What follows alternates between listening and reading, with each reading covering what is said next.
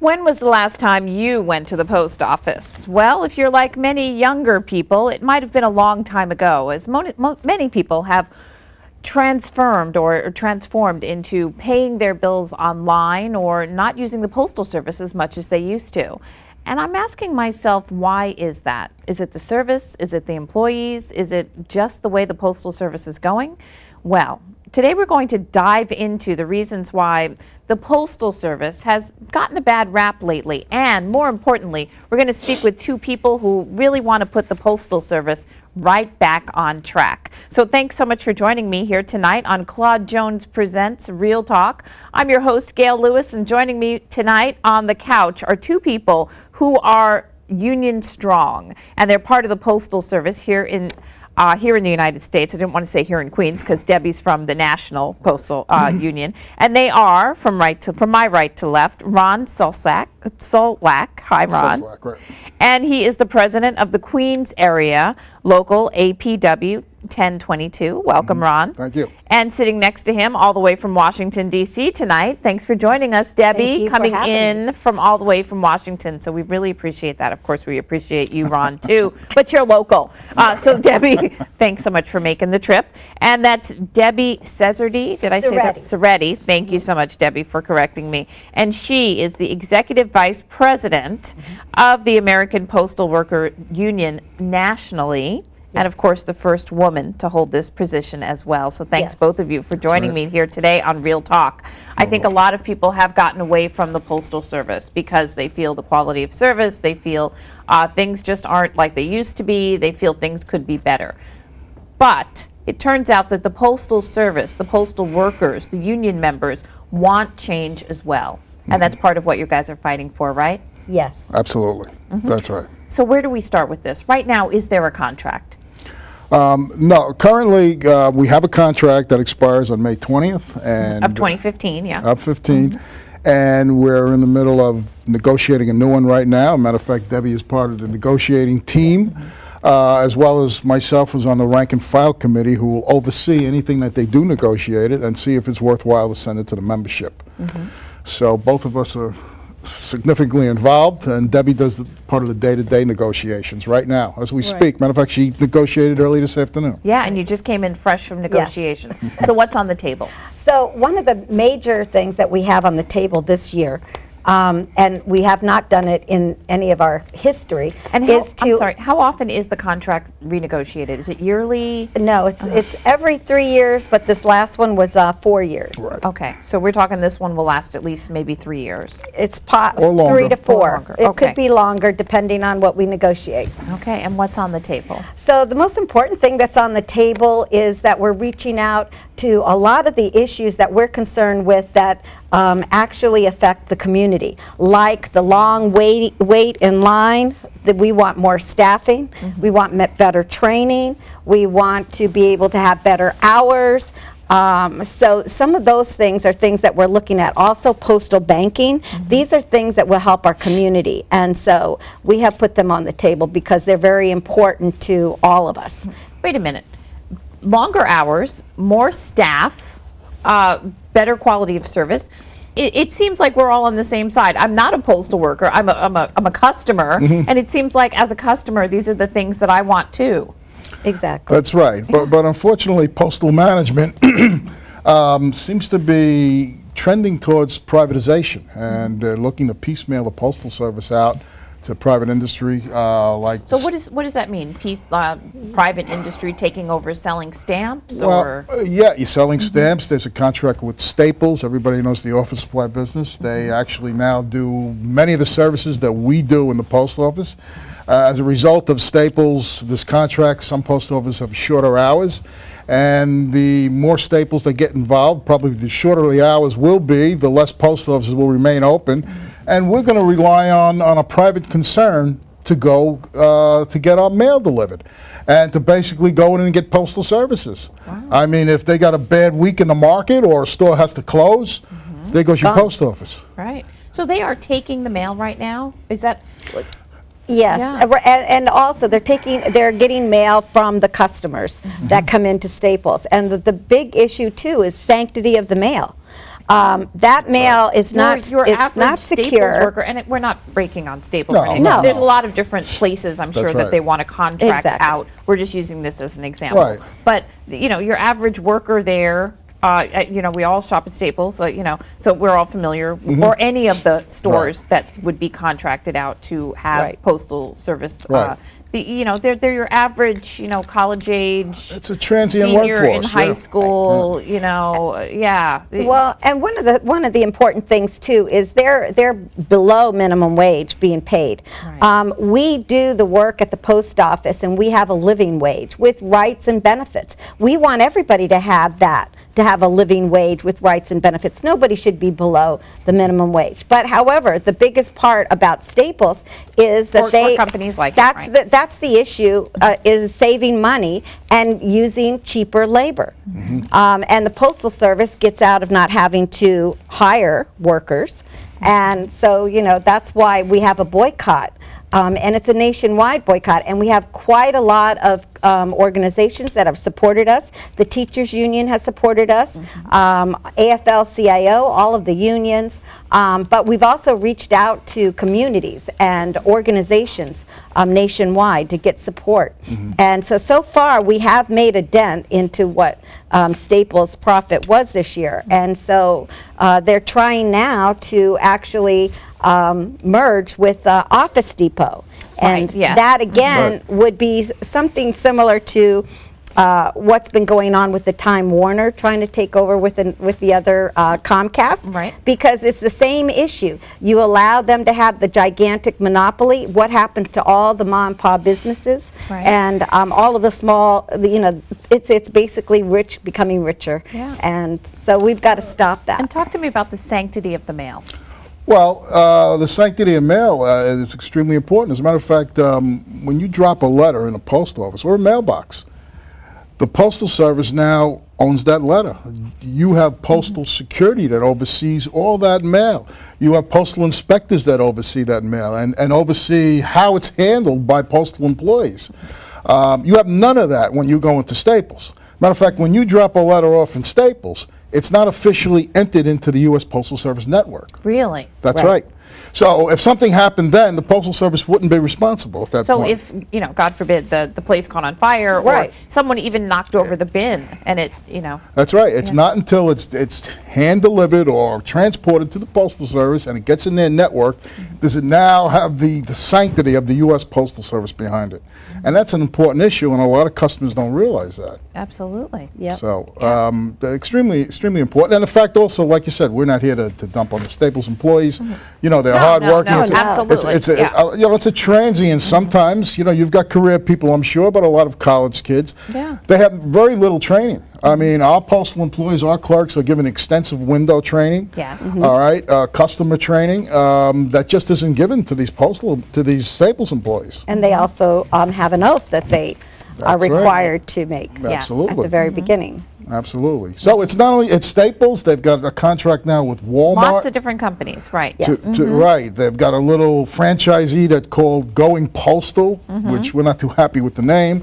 I Yeah. believe they're opening up in the Walmart facility. Really? Yes. And so they're taking the mail too and So selling. they'll be taking the mail too, little by little. There's a lot of small stores that take in the mail that have taken them in for years, but that seems to be expanding. So there's an evolving privatization going on right in front of our face, and the public doesn't even realize it. Little by little, turning over the retail services to private industry, in addition to the transportation network. They've been contracting out so many of our routes, our truck routes, a lot of our maintenance services. So my question, when they contract those out, the routes out, is there still that sanctity of mail when it's an outside company actually handling the shipment of the mail? I couldn't tell you for sure, but I believe that the contracts that are negotiated, they have to guarantee protection Okay. of that mail. All right. All right, that's all included in the overall contract. Yeah. All right. And the transportation contracts are usually from large facilities to large facilities. Okay. So what else is on on the list of? There's something that's really big that's happening right now, actually happened this month, is the consolidation and closure of mail facilities. And what has been happening over the years is the mail processing side of how your mail gets from point A to B goes through a mail processing plant. And a lot of our mail we've lost through to Pitney Bowes. Here's again another way that the Postal Service has subcontracted out our work. In actuality, what they do is they give Pitney Bowes a big discount, a really deep discount, for them to pre-sort all the businesses' mail so that when they come and bring it to the plant, it's already done. Sorted. Yeah, it's already sorted. And so it's taken work away from workers. Absolutely. And you know, it again is, you know, taking out and privatizing it. So what has happened is we had 82 sites that were put on a hit list for closure or consolidation across the country. Wow. So that's quite a lot of offices, but the worst part about it was the only way they could do it was to change the service standards. And changing the service standards means that they're degrading the service standards. And if anybody out there has noticed, since January 5th, Of there's been 2015, of right? 2015, there has been a lot more delayed mail. We have a service, an external service that does testing of the mail, and they do drop off of the mail, and it looks like from what we've seen over the last 4 months that it's between 15 and 20% below the service standards. That's the degraded ones. Oh my God. So we have a big problem on our hands, and yet the Postal Service is still wanting to push to close and consolidate facilities. So this month we've had over 33 offices that have lost some mail, and then there was like about 8 of them that had lost all of their mail processing to another plant. So we're trying to fight that. We've been trying to get a moratorium, and we're asking our public to make phone calls to their senators and to their congressional members and to the Postmaster General herself and request that she please put a moratorium on their facility that is in their area. But this is definitely something we've got to stop, because the next group will end up being consolidated or closed in July. And then we so have we've gotta one. act now. Yes. So And as a matter of fact, they've probably closed about 140 over the last Before few that? years. Yes. So Really? this 82 is in addition to that. To all of those that have already closed. They were originally well over 400 processing plants across the country, and they're looking to bring it down to less than half of that at that point. And I honestly believe that that's part of the evolution scheme, because it's a lot easier turning it over to private industry when you downsize it and simplify it. Yeah. Right. And just turn it over, and it's pretty much the keys are right in the door. It's a turnkey operation. We turn it over. I think that a lot of people think, as I once did, that my tax dollars somehow support the mail service. absolutely it does not. We actually survive on the revenue that we bring in from selling products, stamps, and that's it. Services, Shipping yeah. and Services, services, all the shipping. services Absolutely. that we do. Absolutely. And actually, this last quarter, we were at $1.6 million ahead. Wow. That's right. I think also people think that you're just hemorrhaging money. No, we're No, not. no, we're not. We're not hemorrhaging. Matter of fact, operationally, we've been making money the last couple of years, and it's only because of this manufactured crisis out of the 2006 Postal Enhancement Act that was passed during a lame duck session. Actually passed by the Republicans during a lame duck session under the Bush administration, when they actually burdened the Postal Service with funding their retiree health care 75 years in advance in a 10-year period. So the amount came out to $5.5 billion each year for the next 10 years, which runs up to 2016. You imagine, there's no company in this country or in the Ever world pay something That you've like that. ever heard of this. that before they make a dime, they got to pay out $5.5 billion to fund something 75 years in advance for people that aren't even born. Yeah. Yeah. Okay? Exactly. It's absurd. Okay? So that's a heavy burden they put on us. So that number always gets projected in that we're hemorrhaging money. But take that out, we've been making money. Yeah. Yeah, and I it's, think that is a huge misconception. People And the think public doesn't realize it's that. just hemorrhaging money. People think, oh, it's my tax dollars. And they're no other supporting federal agency has to fund that. Right. Only Right. the Postal Service. Like, we're the cash cow that they come and drain our money from. Yeah. right. And it's ridiculous because we haven't been able to pay the $5.5 billion for the last almost 3 years. And so what has happened is every time they come out with a financial report, what do they say? Oh, we're going under. They're not really going under, but it's just that amount. And they haven't paid it for the last 3 years, and they'd like to get legislation passed that would wipe that out and take good care of it so that we're not having to pay that amount. Yeah. What else is on the wish list? Well, we have a lot on our wish list, but we do have a big day that's coming up on May 14th. It's going to be a day of action across the country, and we're really asking all of the community to please step up and come and get involved with us.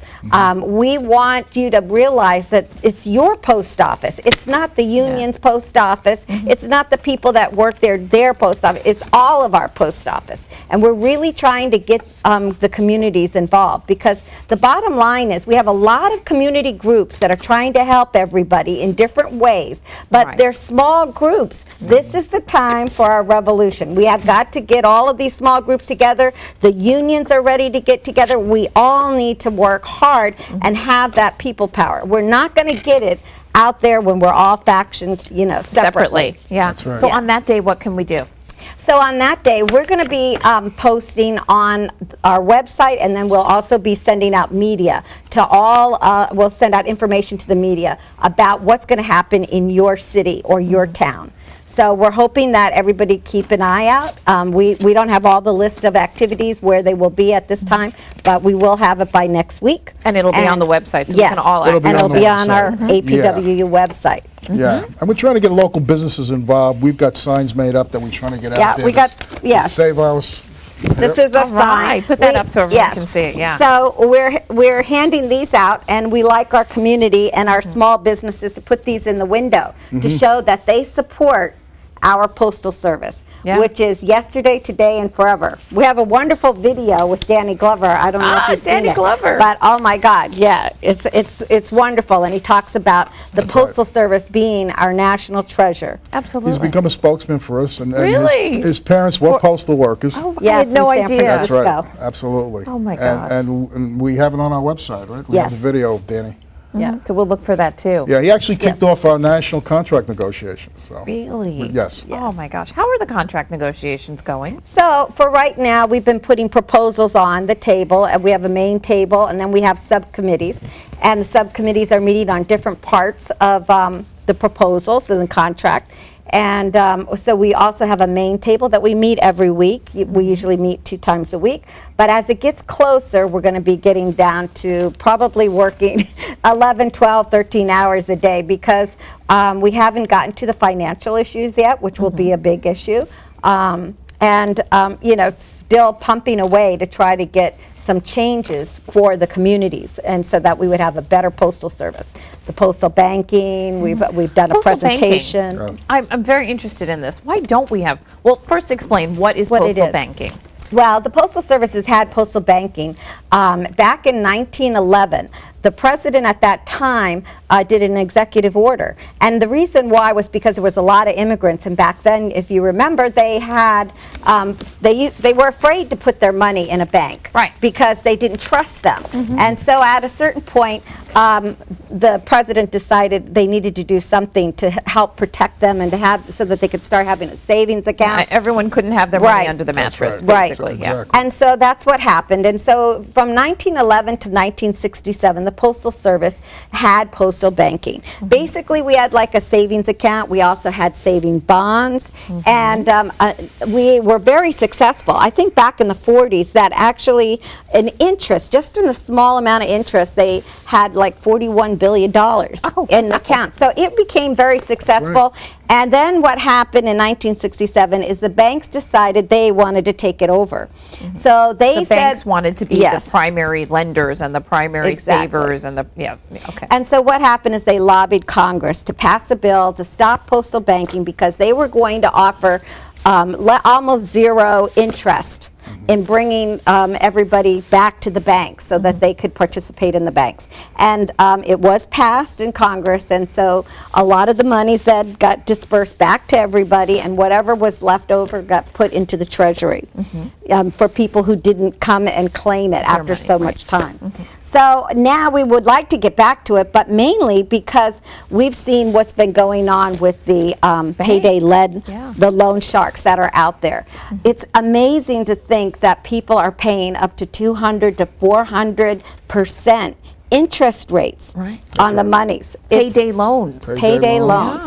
And people get caught in the trap. Yeah. And Once it's you get so in, it's hard to easy. get Once out. you get in, it's hard to get out. We have a lot of veterans that have gotten caught up in those payday loans. And the Department of Defense is looking at that as well to protect the military. I don't think people don't think about veterans getting caught up in this. Yeah. But absolutely. Yeah. Right. Yeah, I actually saw a statistic, and maybe you could bear it out, that 37% of the zip codes in the United States do not have banking available to them. Wow. Because they used to have, and then the banks closed. Move out. That's right. Yes. Absolutely. That's right. If it's not Because worth they their didn't while, wanna- or the communities aren't affluent, or they're not making the big fees, And then they if you leave. have no local bank, your next choice is the payday places, the payday check places. cashing Check places. cashing, that's right. Yeah. So, and I Exactly. mean, now there still is a post office in most communities. Absolutely. Yes. You know, so that Yes. would be a local place to go and an alternative bank, if you will. That's right. And not only that, but the OIG, which is the Office Inspector General's office,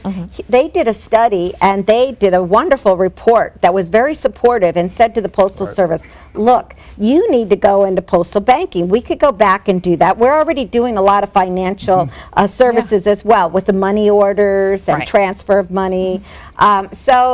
The report was wonderful, and they told the Postmaster General that, look, you could make up to $9 billion a year on this, Oh my with just gosh. 10% of getting 10% of the country involved in postal banking. So why wouldn't you do that? Back then we had our former Postmaster General, and he said it wasn't in his wheelhouse, but he wants to go around and chop all of our work and say he needs money, so he's got to find savings somewhere. But here was put on That his is plate. such a Yeah, cash cow. but I mean, you got to realize, a great source of revenue. Absolutely, and we have about 25,000 brick and mortar post offices throughout this country.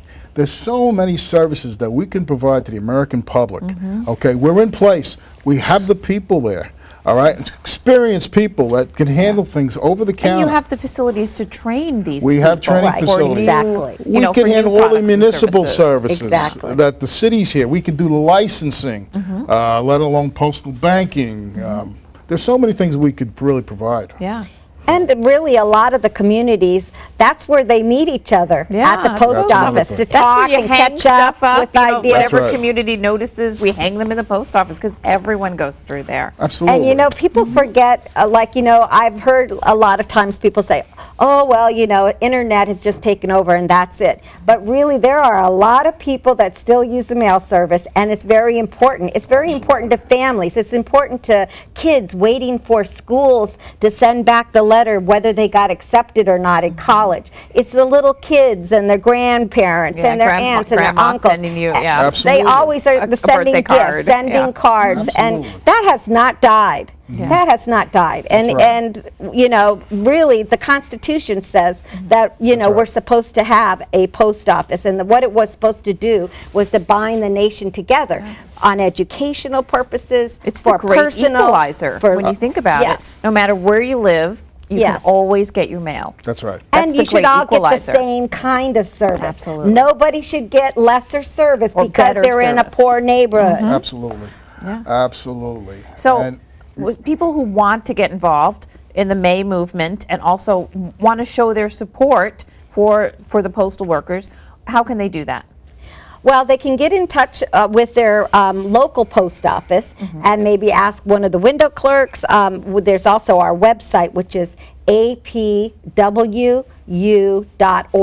apwu.org. We have everything on the website of what's going on around the country. We have also some postcards that we're going to be trying to pass out and get our communities to sign on because, which says, I stand with postal workers. Nice. And this deals with our contract campaign, and so that we educate Just turn everybody. that around again and show. Yeah, there you go. Where does that go? What address does that go to? This is what we're going to do is we're going to be just having them fill it out. They can give it back to their postal employee and in their area, and they will send it to us. Great. Okay, and if they want, they can put a stamp on and send it themselves. But we will take care of it if they.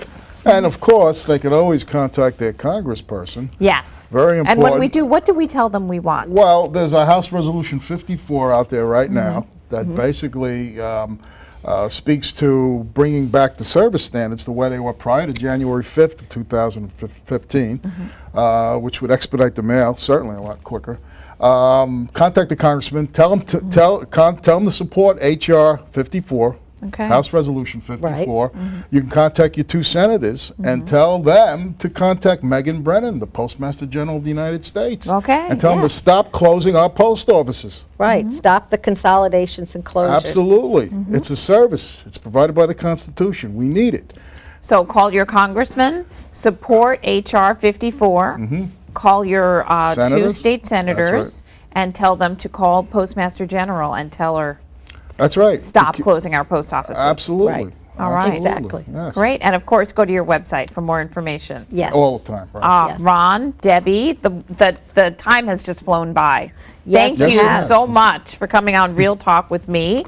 I our really pleasure. appreciate it. You know, as a union member myself, I stand in solidarity. Oh, that's great to hear. We Absolutely. appreciate Not a that. postal worker, No. but a union member. Absolutely. We stand in solidarity, and we hope everything works out with the contract right Yes. now that you're negotiating, Right. and of course with the entire movement. And we're going to Absolutely. see you in May too. Yes, Sounds that's what I good. hear. Okay, All so right. Yes. for everyone watching, this has been Real Talk with your producer, Claude Jones. My name's Gail Lewis. You can always find me on my website, gail-lewis.com. Thank you so much for watching. For everyone here at Real Talk, thanks for watching, and we're going to see you again here real soon. Good night.